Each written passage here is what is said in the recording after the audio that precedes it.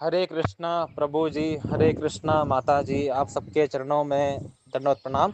तो भव्य अय्यर माता जी ने एक बहुत ही सुंदर प्रश्न पूछा है कि भगवान श्री कृष्ण को गौ माता इतना पसंद क्यों है, जबकि वो एक जानवर है। बाकी जानवर उतने उनको पसंद, मतलब हम देखते नहीं है फोटोज में कि बाकी जानवरों से वो उतना प्रेम करते हैं, लेकिन गौ माता से स्पेशली वो अल्ट्रा प्रेम करते हैं। इसका कारण क्या है?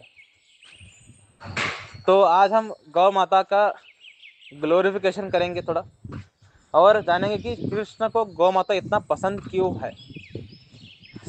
जितने भी जानवर है इस दुनिया में, उनमें सबसे ज़्यादा सत्वगुण प्रधान अगर कोई जानवर है, दैट इज गौ माता।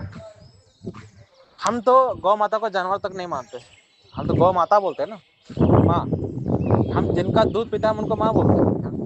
तो हम हमारे जीवन में दो माएँ हैं जिन्होंने हमें दूध पिलाया है। एक गौ माँ, दूसरे हमारी माँ, शारीरिक माँ, है ना।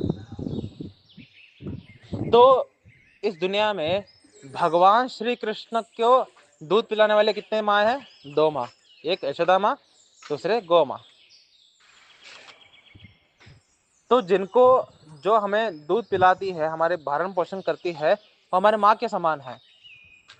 तो भगवान श्री कृष्ण, बाकी कोई जानवर भगवान श्री कृष्ण को दूध नहीं पिलाते, लेकिन केवल और केवल गौ माँ ऐसी है जो कि भगवान श्री कृष्ण को दूध पिलाती है। अब बाकी जानवर दूध क्यों नहीं पिलाते, ये भी क्वेश्चन है। कि बाकी जानवर के अंदर वो दूध में वो पोषण नहीं है जो कि भगवान के हेल्थ को और अपलिफ्ट करे। हम भगवान को हमेशा अत्यंत ग्रेटेस्ट वस्तु ऑफर करते हैं, हम लो क्लास वस्तु ऑफर नहीं करते। और सबसे ग्रेटेस्ट दूध किसका है जानवरों में? गौ माता का। इसलिए बाकी सारे जानवर गौ माता को रेकमेंड करते हैं कि आप जाइए और आप कृष्ण को दूध पिलाइए। और गौ माता खुद के अंदर भी बहुत इच्छा है, गौ माता वात्सल्य रस की भक्त है श्री कृष्ण की। तो गौ माता जा करके कृष्ण को दूध पिलाती है। और गौ माता श्री कृष्ण से इतना ज्यादा प्रेम करते हैं गाय, गोलोक वृंदावन के, यहाँ पर वृंदावन के, कि एक बार क्या हुआ कि भगवान श्री कृष्ण गोकुल से वृंदावन आए। और वृंदावन तो एक जंगल था जिसमें अनेक पत्थर थे। तो उनके माँ ने बोला, यशोदा माँ ने, कि हे कृष्ण, तुम्हारे लिए मैंने सुंदर जूते लाए हैं, तुम इन जूतों को पहनो और गायों को चराने जाओ। श्री कृष्ण ने बोला कि हे माँ, इस जंगल में इतने सारे पत्थर हैं, इतने सारे कांटे हैं, कि केवल आप मुझे जूता दे रहे, गायों को नहीं दे रहे, मेरे गौ माता को नहीं दे रहे, है ना, मुझे बछड़े को नहीं दे रहे, है ना।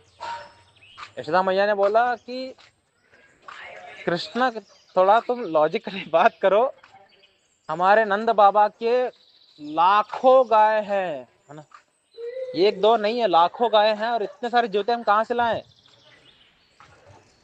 तो श्री कृष्ण बोला, अगर गौ माता जूते नहीं पहन सकती, दिन मैं भी जूते नहीं पहनूंगा, मैं ऐसे ही जाऊंगा।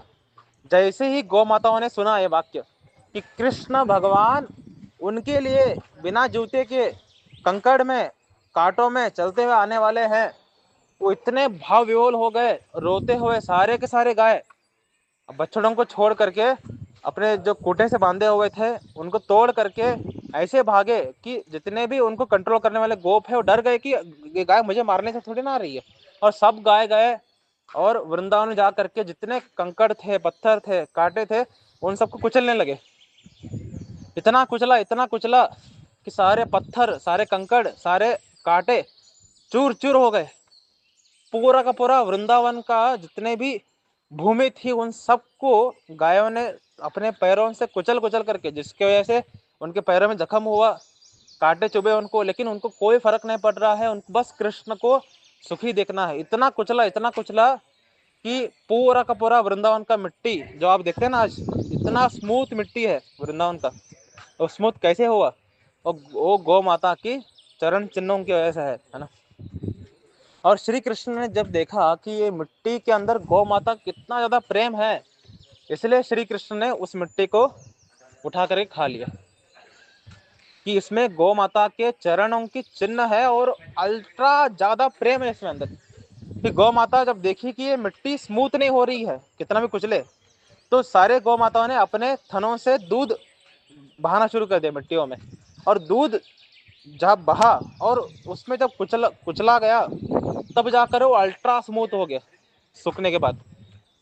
उस अल्ट्रा स्मूथ मिट्टी को जब कृष्ण ने देखा कि ये पूरा गौ माता के प्रेम से भरा हुआ है, ये मिट्टी के अंदर गौ माता का वात्सल्य रस कूट कूट के भरा हुआ है, और गौ माता ने अपने अत्यंत ज्यादा प्रेम से मेरे लिए इन मिट्टी को इतना चूर्ण करके इतना स्मूथ बनाया है, तो मुझे तो इसको, जैसे हम बहुत अगर प्रेम से कुछ भगवान को ऑफर करते हैं तो भगवान उसको पाते हैं, तो गौ माता ने प्रेम से कुचल कुचल करके दूध से धो करके उस मिट्टी को इतना स्मूथ बना दिया और कृष्ण को दिया कि अब आप आइए, पधारिए और यहाँ पर आप चलिए। तो कृष्ण ने उसको स्वीकार कर लिया, खा लिए। उसके बाद हम जानते हैं कि यशोदा मैया आई कि कृष्ण ने मिट्टी खाई है। यशोदा मैया ने जब मुंह खोल के देखा और उनको ब्रह्मांड पता समझ आया, ब्रह्मांड दिख गया उसमें, है ना। तो गौ माता का प्रेम हम इसमें समझ सकते हैं कि कोई भी बाकी जानवर इतना कृष्ण से प्रेम नहीं करते जितना गौ माता करती है।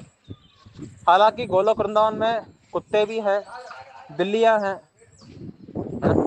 हिरण है, मोर है, पक्षियों में अनेकों पक्षियां हैं वहां पर, लेकिन कोई भी वात्सल्य रस में नहीं है। जैसे जितने हिरण हैं, जितने मोर हैं, वो सब कौन से रस के डेवोटी है? साक्ष्य रस के, है ना। वो सब कृष्ण के दोस्त हैं, इसलिए कृष्ण साथ खेलते हैं।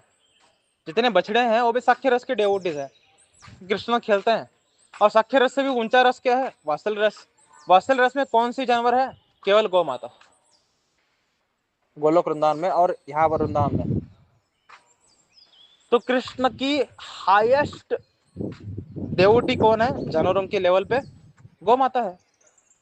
बाकी के सब जानवर दास्य रस, सखा रस, शांत रस में आते हैं, लेकिन केवल और केवल गौ माता ही श्री कृष्ण के वात्सल्य रस की डेवोटी है, और सबसे उन्नत है वात्सल्य रस इन सारे रसों में कंपैरिजन में। इतनी उन्नत भक्त है हमारी गौ माता, इसलिए भगवान श्री कृष्ण गौ माता से अल्ट्रा ज्यादा प्रेम करते हैं। भगवान श्री कृष्ण भगवतम बोलते हैं कि तुम जिस प्रकार से शरणागति दिखाओगे, मैं उसी प्रकार से तुम्हारे साथ रेसिप्रोकेट करूंगा। तो गौ माता सबसे ज्यादा शरणागति दिखा रही है, सबसे ज्यादा प्रेम करती है, इसलिए कृष्ण उनसे सबसे ज्यादा प्रेम करते हैं। तो हम अगर गौ माता का एक गुण अपने अंदर लाए कि कृष्ण के लिए अल्ट्रा केयर है, कृष्ण के पैरों को कोई भी इत्तू सा भी कांटा ना चुभे, इसके लिए सारे के सारे लाखों गौ माताओं ने पूरे वृंदावन की मिट्टी को इतना इतना स्मूथ पाउडर बना दिया। अगर हम इस तरीके से भगवान श्री कृष्ण का केयर करना स्टार्ट कर दें, देन हम भी भगवान श्री कृष्ण के अत्यंत प्रिय बन जाएंगे।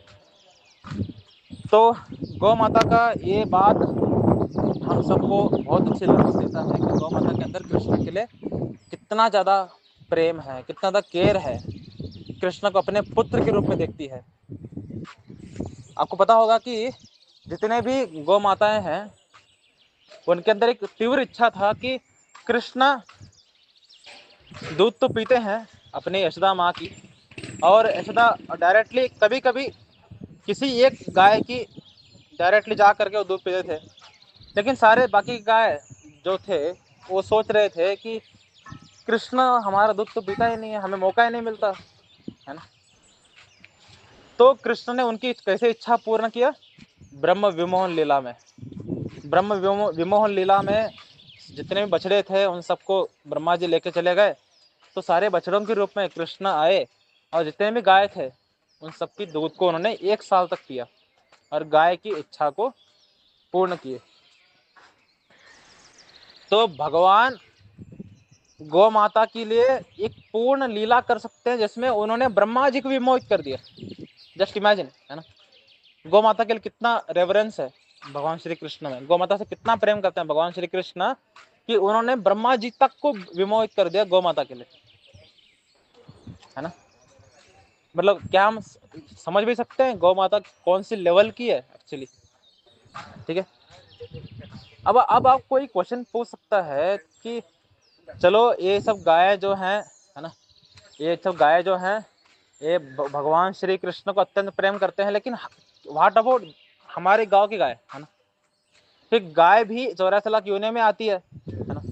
चलो ये जो गाय थी वृंदावन की, ये तो भक्त है, यहाँ की गाय थोड़ी ना भक्त है ना? है ना? तो जानवरों में सबसे ज्यादा शांत, सबसे ज्यादा सत्वगुण में रहने वाले जानवर कौन है? गाय। अगर कोई व्यक्ति गाय बना है 84 लाख योनियों में घूमते हुए, तो उसका नेक्स्ट जन्म क्या होगा? इंसान का। हम 84 लाख योनियों में घूमते घूमते हुए लास्ट जन्म क्या बनेंगे? गाय। गाय के बाद सबसे श्रेष्ठ कोई शरीर है वो इंसान का है। इसलिए जितने भी 84 लाख योनिया में जीवात्मा घूमता है, वो अल्टीमेटली एक बार गाय बनता है। गाय का नेक्स्ट जन्म ही होता है इंसान के रूप में।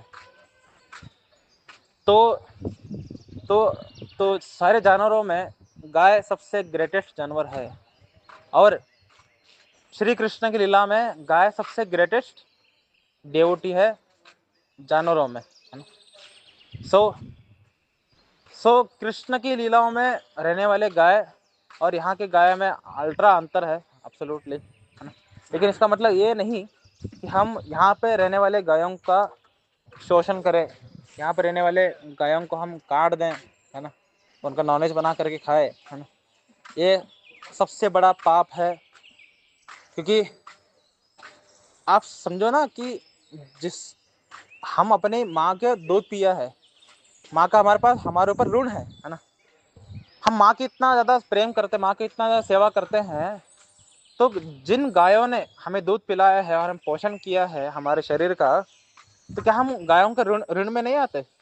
और चाहे मुस्लिम हो, क्रिश्चियन हो, कोई भी हो, क्या हम गाय के ऋण में नहीं है? एब्सोल्युटली है। लेकिन व्यक्ति भौतिकता में इतना भूल जाता है कि वो ऋण में है, और जो ऋण में है उनको ही जब काट देता है। इसीलिए जितने भी बाकी जानवर है उनको काटने पर हमें पाप लगता है, लेकिन गाय को काटने पर अल्ट्रा पाप क्यों लगता है? क्योंकि जो जिनके आप ऋण में थे, जिन्होंने आपको दूध पिला करके पोषित किया है, जो कि माँ के स्थान पर है, आपने उनको ही मार दिया। इसलिए गाय को मारना सबसे बड़ी पाप है। गाय को मारना बिल्कुल उतना ही है जैसे कोई व्यक्ति अपनी ही माँ को मार दे। अगर किसी ने गाय को मारा है, उसने अपनी ही माँ को मार दिया है। और अपने माँ को मारना कितना ज्यादा घृणित है, हम सब क्या हम कल्पना भी कर सकते हैं?